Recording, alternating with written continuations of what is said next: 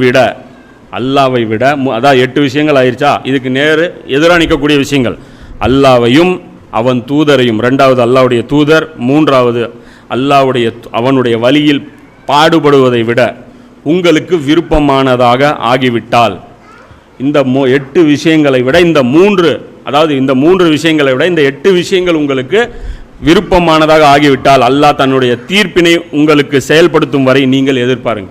அல்லாஹ் என்ன சொல்கிறான், நீங்கள் வெயிட்டிங் லிஸ்ட்டில் இருங்க, மறுமையில் என் முன்னாடி வந்து நில்லுங்க, அப்புறம் உங்களை என்ன கவனிக்கிறேன், எப்படி கவனிக்கிறேன்னு மட்டும் பாருங்கள். அல்லாஹ் தீய சமுதாயத்திற்கு நேர்வழி காட்டுவதில்லை, இந்த கெட்ட சமுதாயத்திற்கு அல்லாஹ் ஹிதாயத்து காட்ட மாட்டான் அப்படின்னு சொல்கிறான் 9வது அத்தியாயத்தில் 24வது வசனம். இப்போ இந்த இடத்துல இந்த கூட்டு வாழ்க்கை முறை நான் சொன்னல, இந்த அரசியல் பொருளாதார இந்த கூட்டு வாழ்வியல் முறைகள், அதில் தான் இந்த 8 மோதும்.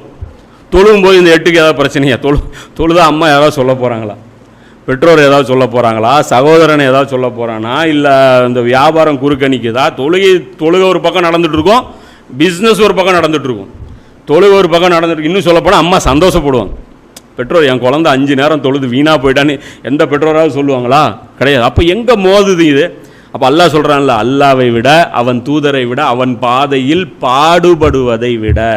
இப்போ அந்த 3வது கொண்டு வரான் பாருங்க, இதுதான் அல்லாஹ்வுடைய மிஷன், அல்லாஹ்வுடைய பணி. இந்த கூட்டு வாழ்வியல் முறையில் அல்லாஹ்வுடைய மார்க்கத்தை மேலோங்க செய்வது. இதற்கு என்ன தேவைப்படும்? ஏகப்பட்ட கான்ட்ரிபியூஷன் தேவைப்படும். அம்மா சொல்லுவாங்க சம்பாதிக்க போன்ட்டு, ஆனால் நாம் நேரத்தை ஒதுக்குறது வேறு விதத்துக்கு இருக்கும்.